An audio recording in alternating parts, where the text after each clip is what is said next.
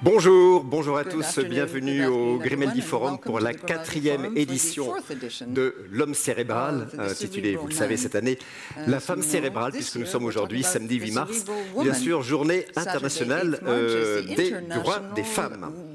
Alors, je m'appelle Maclesguy, je suis très heureux d'animer pour la deuxième fois consécutive cette édition de l'homme ou de la femme cérébrale.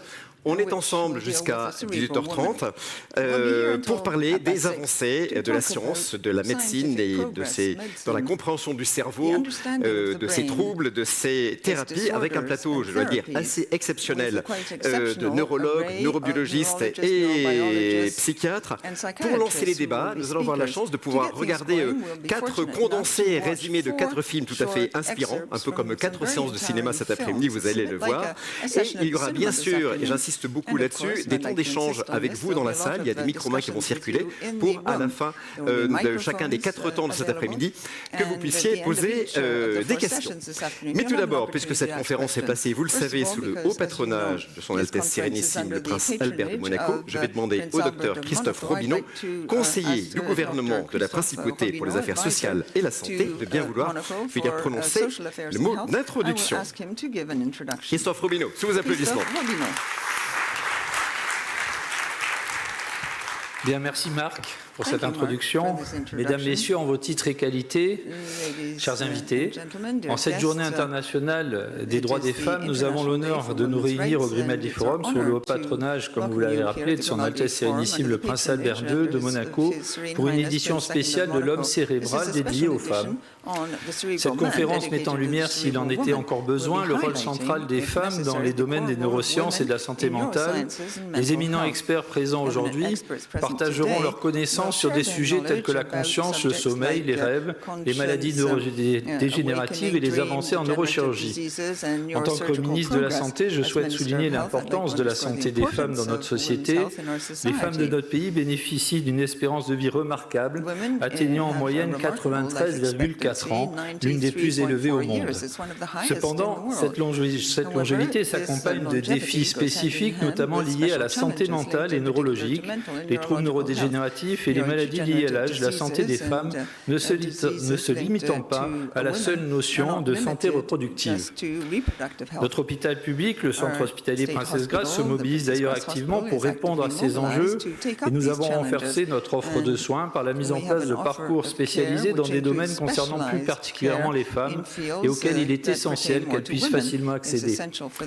Par ailleurs, nous ne pouvons ignorer la réalité des violences faites aux femmes contre lesquelles le gouvernement monégasque est fortement engagé et qui ont aussi bien évidemment des répercussions profondes sur leur santé mentale et physique.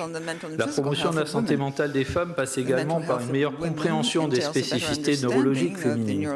À titre d'exemple, de nombreux travaux mettent en évidence que les changements physiologiques survenant pendant la grossesse induisent également des changements physiologiques et anatomiques au niveau cérébral, dont certains persistent au-delà de l'accouchement. Il en est de même pour les variations au cours de la puberté ou de la ménopause. Une meilleure connaissance de ces changements qui ponctuent la vie des femmes est à même de nous aider à mieux comprendre les différences individuelles dans les comportements maternels, la vulnérabilité aux troubles mentaux postpartum ou encore les variations dans le vieillissement du cerveau et dans la survenue des maladies neurodégénératives. Les recherches présentées aujourd'hui contribueront, je l'espère, à adapter nos approches thérapeutiques et préventives en tenant compte des particularités de chaque patiente. Je tiens à remercier chaleureusement les organisateurs de cette conférence ainsi que les intervenants pour leur engagement en faveur de la santé des femmes. Ensemble, continuons à œuvrer pour une société où chaque femme peut s'épanouir pleinement en bénéficiant d'une parfaite égalité des droits et en bénéficiant d'une santé physique et mentale optimale. Je vous souhaite à toutes et à tous une conférence enrichissante et inspirante. Je vous remercie.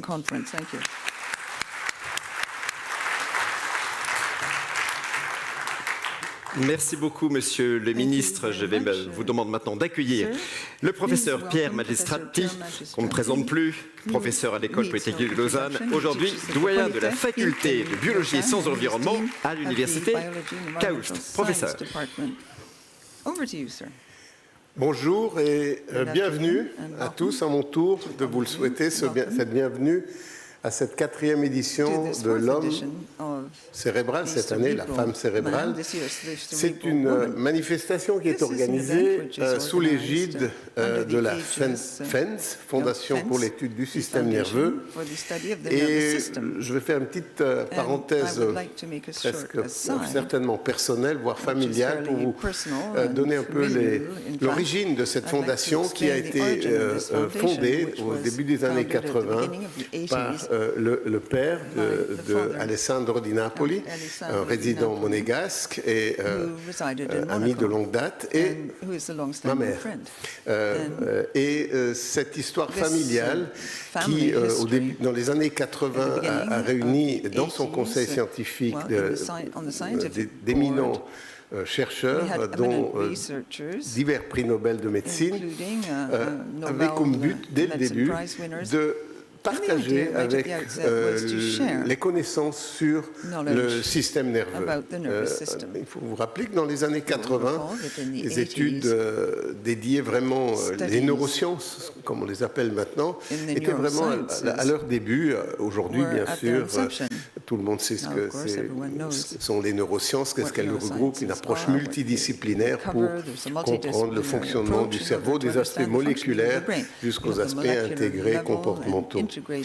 Et cette fondation est aujourd'hui, depuis justement quelques années, depuis l'époque où Alessandro Di Napoli a repris les rênes de cette fondation, il m'a demandé de le rejoindre. Nous avons reconstitué un conseil scientifique de très très haut niveau, dont le but est d'aller même au-delà de l'inspiration initiale, c'est-à-dire de partager avec le plus grand le public de manière la plus étendue possible.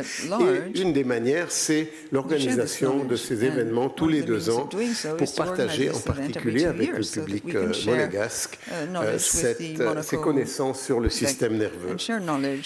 Le thème évidemment, nous avons entendu par Monsieur le ministre qui a vraiment illustré très bien le thème de la femme cérébrale. Nous gardons la ligne évidemment d'exposer des différents aspects du fonctionnement du système nerveux. Et cette année, le thème est autour de la conscience, des états de conscience.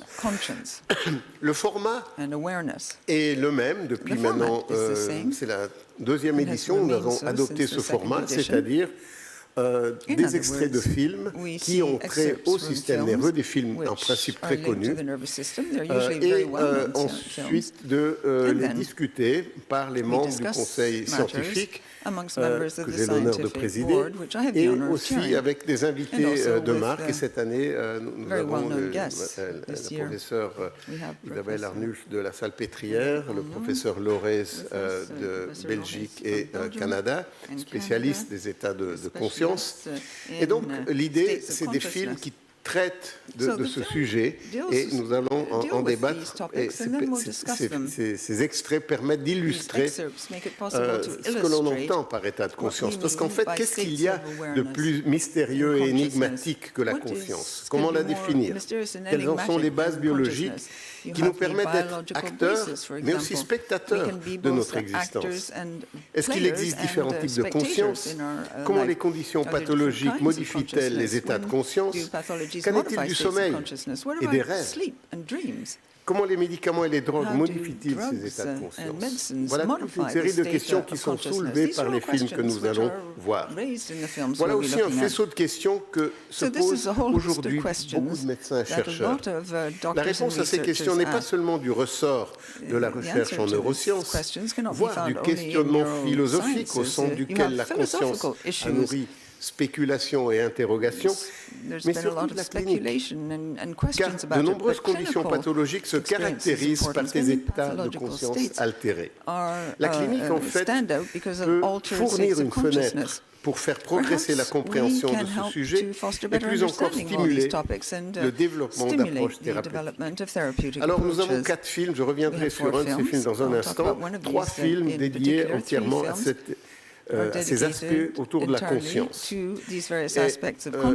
On dirait que c'est des films qui présentent la conscience dans tous ses états, si j'ose dire. Dans le cas du film Éveil, temporaire de patient plongé dans un état léthargique, grâce à un médicament développé et qui, grâce à un médicament développé à l'époque et toujours utilisé pour la maladie de Parkinson, seront magnifiquement illustrés par les performances magnifiques, vous allez voir, de Robert De Niro et Robin Williams, basées sur le livre du neurologue Oliver Sacks. Traumatisme crânien, coma et conséquences sur le comportement et la personnalité seront abordés dans Bonhomme. Enfin, le très troublant Inception nous plongera dans les méandres du rêve, allant jusqu'à proposer la possibilité d'interférer avec des rêves d'une autre personne, rêve ou réalité. Et puis, en début de cet événement, 8 mars, Journée des droits de la femme cérébrale, nous allons voir des extraits d'un film très touchant autour d'une grande scientifique italienne que j'ai eu le privilège de connaître, Rita Levi-Montalcini, qui a eu le prix Nobel de médecine en 1987. Et c'est un film qui illustre son cheminement personnel très touchant, vous allez voir, et qui, comme les 3 autres extraits, seront commentés par nos intervenants.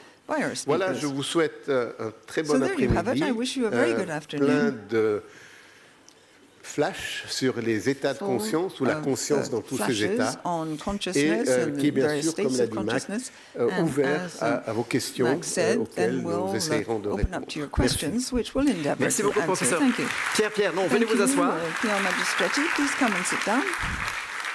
Pierre, venez vous asseoir. Je vais demander également à Jocelyne Bloch, qui est chef du département neurochirurgie et neuroscientifique aux hôpitaux universitaires de Lausanne, ainsi qu'à l'EPFL de bien vouloir monter sur scène, ainsi qu'à Grégoire Courtine, professeur titulaire de neurosciences et de neurotechnologie au centre de neuroprothèse de l'EPFL. Donc, Grégoire, si vous voulez peut-être vous mettre, voilà, comme ça je vais garder ma place. Merci. Mais si vous voulez prendre la mienne, je prends la vôtre. Voilà. Merci beaucoup. Donc Pierre Magistretti le disait, le premier film, c'est un film italien, je ne sais pas s'il est sorti en France, un film de 2020, produit par Lara, qui retrace donc la carrière de la grande neurologue Rita Levi-Montalcini. On le découvre, 15 minutes, on en parle après.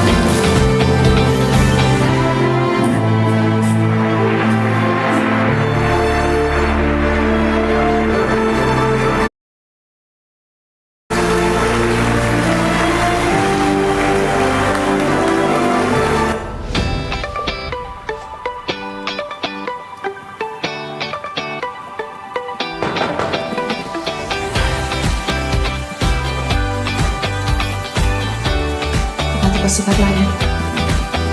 Certo. Papà, io non ho nessun istinto materno verso i bambini. Non so ricamare, non so disegnare, non so suonare uno strumento. Non si salva nulla, mi pare di capire. Non è finita qui, so con certezza che non mi voglio sposare. Queste non sono cose che si possono mai dire con certezza. E io invece lo so. Credi una via di uscita a questo totale disastro? Studiare. Voglio studiare, forse è l'unica cosa che so fare, è l'unica possibilità. Ho deciso di scrivere una facoltà di medicina. Sei mia figlia, ti voglio felice, ma non credo che sia una buona. Pensi che i maschi all'università siano più intelligenti di me? No. Tutte le donne della mia famiglia erano molto più intelligenti degli uomini, ma non sono lo stesso riuscite a lavorare. Perché avevamo un marito. E io infatti non la voglio.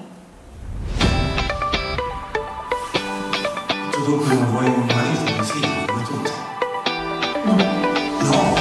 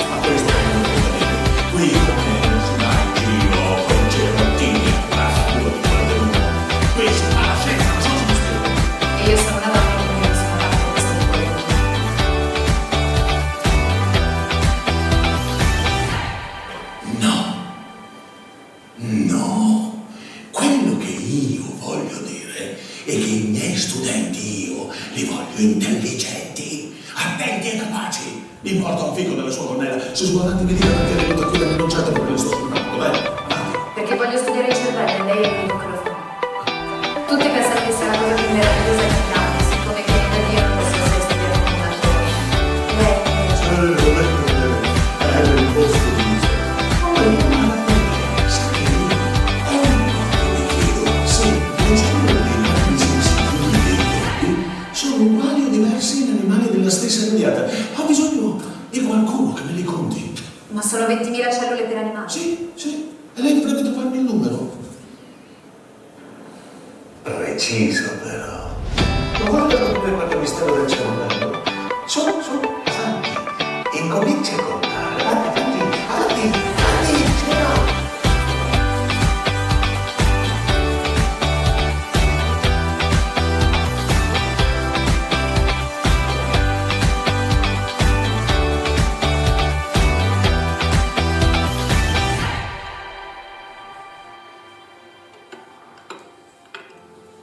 Ma dove va? Gliel'ha scritto che è stato lei, asino? No, Glielo deve scrivere, se no penserà che è stato qualche altro esempio, no? ma non importa, basta che mangi così male. Sta tutto il giorno, tutta la notte in laboratorio. Ah sì? Dove dovrebbe stare? A casa a fare la minestra? Lei vada via.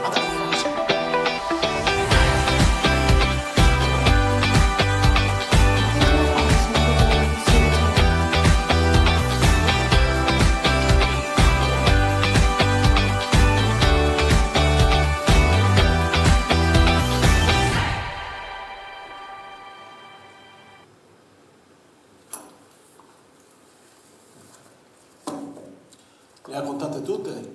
Sì. Topo per topo? Sì. Le piace il cuore o il cervello?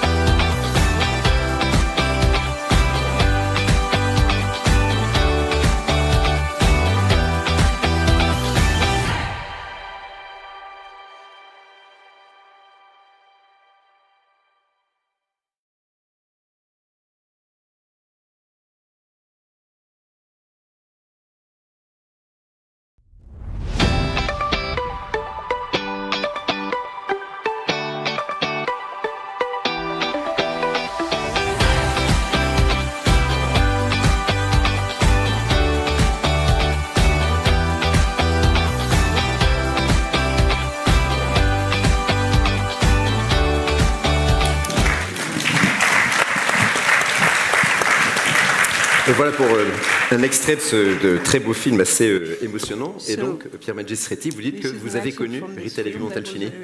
Oui, j'ai eu ce privilège. En fait, juste avant qu'elle reçoive le prix Nobel, c'est une anecdote, j'étais au même congrès où elle participait avec bien d'autres. On sentait qu'il y avait quelque chose qui allait se passer, le congrès était à Stockholm. En fait, quelques jours après, elle a reçu le prix Nobel. Mais ce film illustre, je trouve, beaucoup d'aspects par rapport déjà à son histoire, entre autres, elle m'avait raconté certains de ces aspects. Par exemple, cette fameuse description, enfin, cette scène qui se passe à Asti, donc en dehors de Turin, c'était pendant la guerre, on voit les bombardements. Et en fait, c'est là où elle a pu continuer ses expériences sur des embryons de poulets, donc les œufs, et les œufs fécondés. On peut suivre le développement des embryons de poulets, et en particulier du système nerveux. Et c'est là où elle dit le système nerveux n'est pas figé, il est dynamique, et les cellules les fibres nerveuses peuvent repousser. Ça a posé la question qu'elle a abordée pour le reste de sa carrière, de comprendre quels sont les facteurs, les molécules qui permettent au système nerveux de repousser. Et on écoutera dans un petit moment un commentaire de Grégoire Courtine là-dessus, parce qu'évidemment, ça a une application sur, par exemple, les lésions de la moelle épinière. Donc, cette application finale que l'on voit, donc c'est une histoire vraie.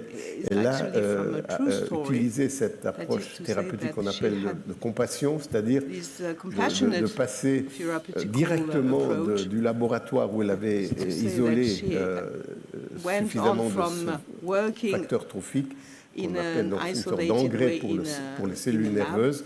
Là, il s'agissait de quelque chose d'un petit peu différent, c'était des lésions des ulcères de la cornée, mais qui aussi répondaient positivement à ce facteur et redonne, donc elle évite essentiellement une énucléation. Le chirurgien avait prévu d'enlever les yeux pour des raisons d'éviter des complications.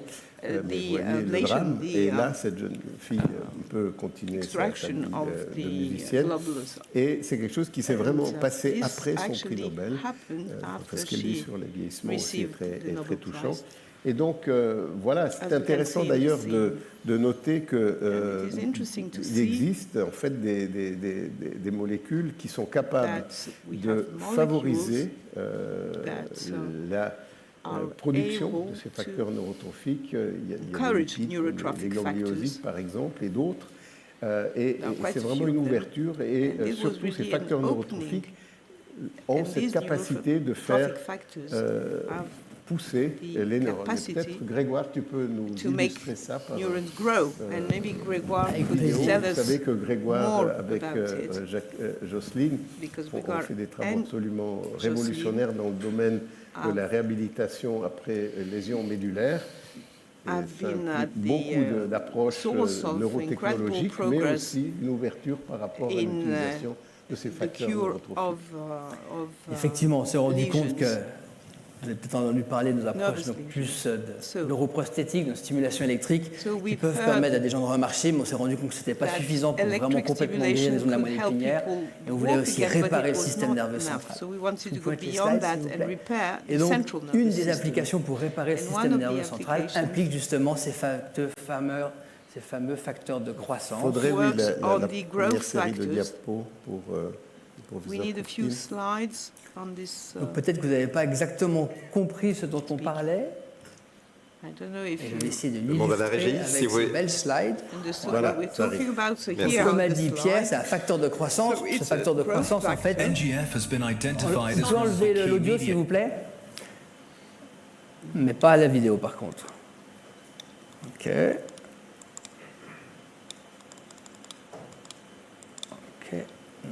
30 secondes, on enlève, on va repasser son son. Voilà, je pense qu'on est bien. Voilà. Donc un facteur de croissance, c'est juste une molécule. Cette molécule se promène dans notre système nerveux central.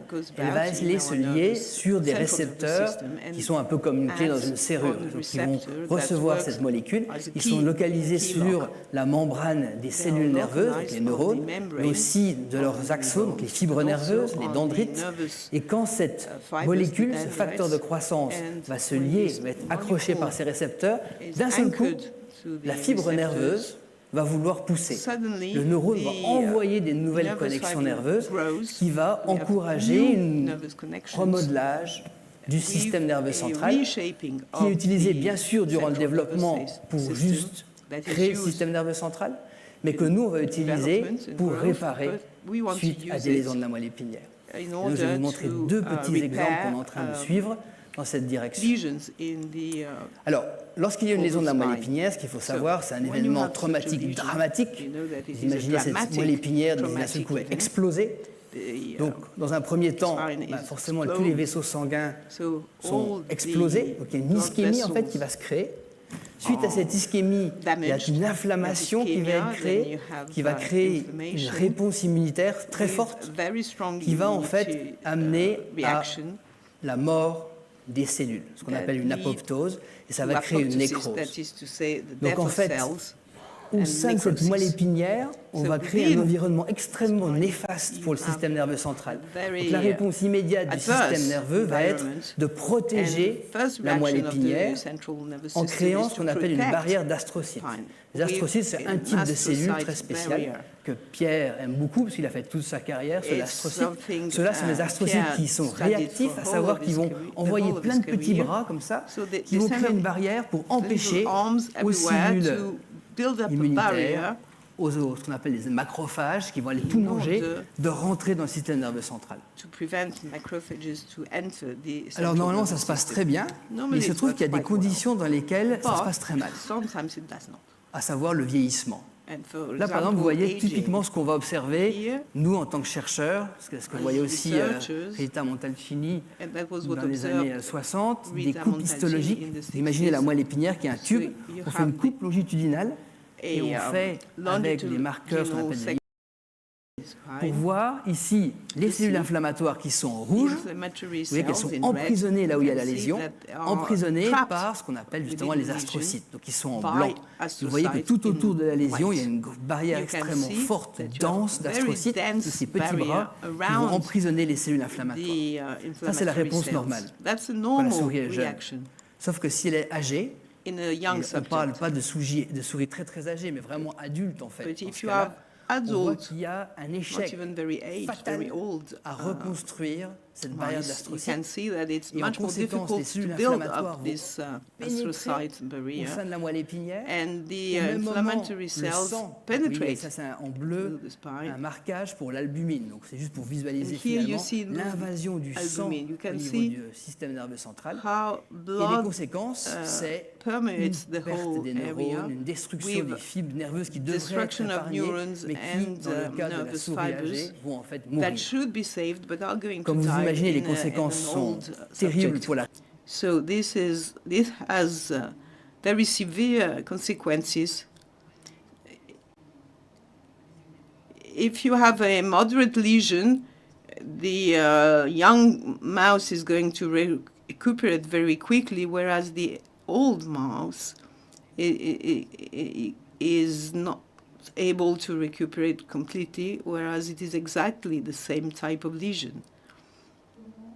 So, how can we treat the aged mouse? How can we regenerate the spine cord? Now we have techniques that enable us to see all the genes in each and all cells, to see what happens minute by minute. And these barriers I was talking about to protect the spine that has not been built by the aged subject.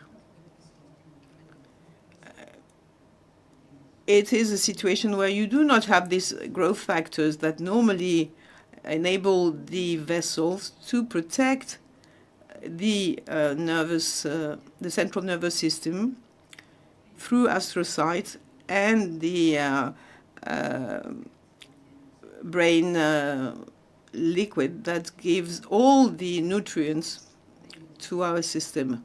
So now we know what these growth factors are. There are three main ones that can be expressed within the spine in order to enable the old mouse to react as a younger one. So how can we express these growth factors? So we can use injections, as we saw in the film by Rita Levi-Montalcini, but the concentrations are not high enough. So the other way is to use gene therapy, where we used deactivated viruses. We use HIV viruses that are not active, where we can insert genes that can activate the growth factors. So this cell is going to be used by the virus as a factory that can create proteins, in this case, growth factors. So you can see the old mouse on the left that is not able to repair or to protect the central nervous system. And on the right, after treatment, you can see that a reaction is very similar to a young subject after treatment. So these results show that we can repair the spinal cord through these growth factors, but we can go beyond that and have nerves that can grow again after what we call a complete lesion of the spinal cord. You can see the nervous fibers coming from the brain in white. They try to reach the section that control your leg muscles, and there where you have this complete lesion, there is an interruption, which means a total paralysis of the lower limbs. So we're going to see how or what are the growth factors that are lacking, and we see that the neurons do not have the growth factors that would be able to enable nerves to regrow. And you had the astrocyte border or barrier, and then they lacked also factors that would be able to attract them to the brain center responsible for walking. And here again, gene therapy at the level of the lesion and beyond, above the lesion, so that the neurons can make nerves grow again, and then have this growth factor, NGF, nerve growth factor. Here you have the GDNF, the same molecule that Pierre studied more than 20 years ago. So we're going to attract these growth factors up to the control center. So we can see that with these growth factors, it's quite a complicated therapy, gene therapy, but it means that you can have regrowth for about 1 centimeter on the nerve through a complete lesion of the spinal cord. Normally, you should have another video that would show that mice were able to walk again. It was the very first time that we were able to observe this after a complete lesion of the spinal cord. Well, it's quite extraordinary what you're telling us. Your latest research is from 2024, so it's very recent. So we can hope, if things go well, to have a possible extension to man. Well, Jocelyn is already injecting growth factors on primates, non-human primates. So it's easier to start with very small animals, and we have models that are well documented.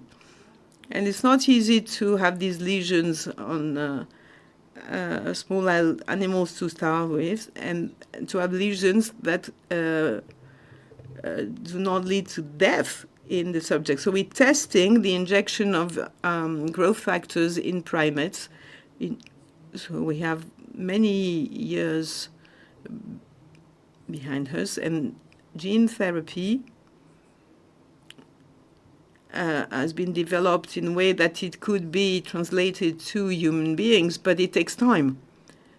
So as Rita did, just to have one drop on the eye, as Rita did, well, it's something we cannot do nowadays, and we have to inject substances or put implants. We have to go through all sorts of authorizations in order to follow the rules. But what she did, what the scientists did in the beginning of the 20th century, well, we wouldn't be able to do the same thing today. So we have.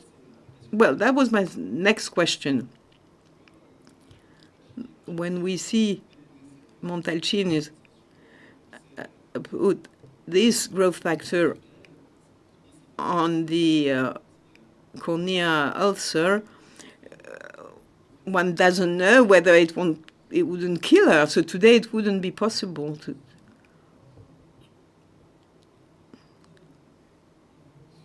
Well, Jocelyn, the day after tomorrow, is going to operate in order to treat a pressure problem. But the implants are well known, so the one part that is well known, the application is not. So when you inject a new molecule in a human being, you need authorizations. And it's only in oncology, in terminal phases, that one is allowed to have this compassionate type of therapy that would be totally new. In a few years' time, if you have a lesion of the spinal cord and you inject deactivated viruses through gene therapy, and in a few weeks you could have a regrowth of the axons in order to reconnect the spinal cord. Is it how it is going to be, actually? Is that it? During development, nerves grow again, and then through activity and rehabilitation, you can have quite spectacular results. But if lesions are very severe, you have to create a synergy through a very strong activity, and the implants that we use are essential. So it's a synergy of various aspects of the treatment. The last aspect that we see in the film on Montalcini, she was faced, first of all, she had to face male chauvinistic attitude, and then as she was Jewish, she was excluded from university, and then she went to the United States. So I would like to know what Jocelyn thinks. Is it easier today as a woman to be a researcher easier than in the 30s and 40s, or do we still have obstacles? Well, it is obviously much more difficult. And we have many women, more women than men in medicine studies. So when you have more women who start studying medicine, you have also more women as professionals.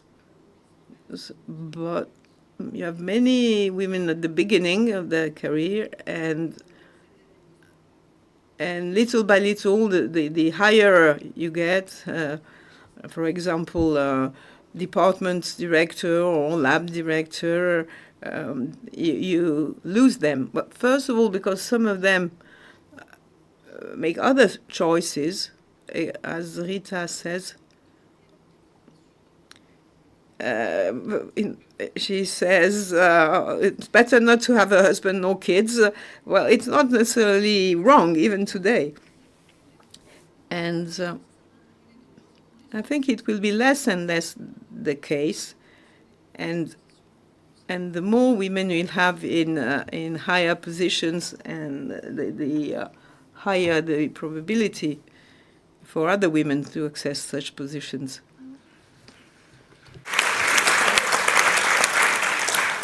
In the current academic world, it's a difficult situation.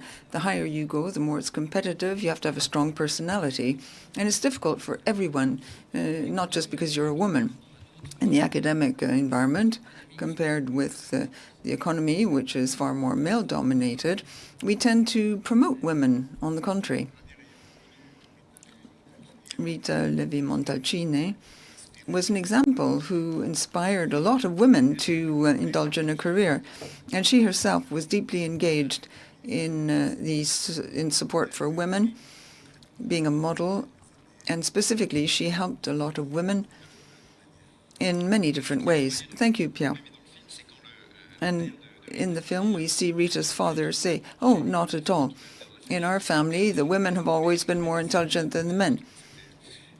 But the women have never managed to work." That brings us to the end of this first part of the afternoon. Are there any questions in the room on these growth factors discovered by Rita, on what was mentioned by our other two speakers, and in terms of this overall subject?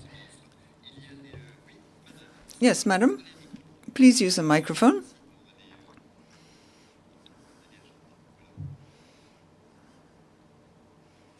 Hello. Thank you for being here and for talking to us about your work.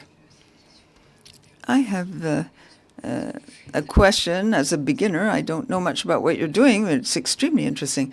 You talked about the spinal cord and repairing physical problems linked to a shock or something very physical. Is there a transfer of your work to lesions like Alzheimer's disease? Is there a possible link between what you're doing and other degenerative diseases like Parkinson's disease and Alzheimer's? This is a question as a beginner because I'm not at all familiar with the field. Thank you. We'll be talking about Parkinson's and Alzheimer's disease later in the afternoon, but you might like to give an answer at this stage.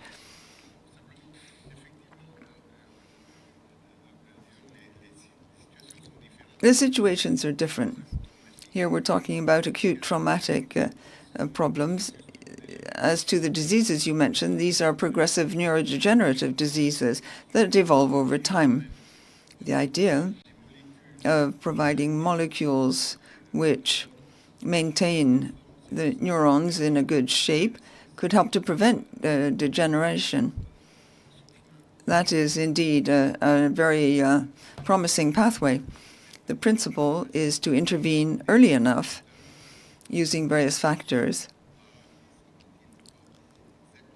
We don't yet know whether it will be the same neurotrophic factors.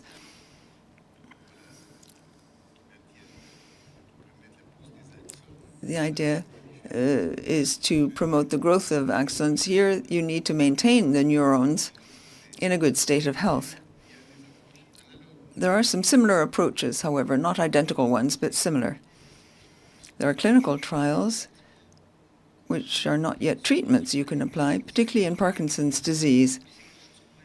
This is something we'll talk about later on. The neurotrophic factor that used so much, the GDF, protects the nervous cells from death. Yes, the idea was to inject growth factors. He went around the world with his patients to use these growth factors. We could thus stimulate neurons which degenerate in Parkinson's disease, and we slow down their death. This work remains experimental at this stage, but perhaps one day it will also lead to some therapeutic solution. It's a similar approach using growth factors, neurotrophic factors, and other molecules. The idea is to protect the neurons from degenerating. If you act on the glial cells in order to protect the neurons. For those who are not familiar with this area, could you remind us of the glial cells, what they are, and their role in the nervous system? Glial cells make up half of the cells in the human brain. You're familiar with neurons. They make it possible to convey and transmit information. You have the synapses and so on. The other half of the brain is made up of these cells, these glial cells. We call them glial because we thought it was like a glue which kept the neurons together. In fact, fairly recent work, conducted about 30 years ago, has been further developed, and in more and more labs around the world, we have seen that these cells are everything but glue. They are capable of receiving information from the neurons. They can provide molecules to support the neurons. And this is a whole field opening up today with all sorts of therapeutic possibilities. The idea is to target the glial cells to protect the neurons. And in parenthesis, we have our friend Ivaji, who's here, who wrote a book called The Glial Man. Are there any other questions in the room? Yes, I see two. The gentleman here first, and then the lady a bit further back.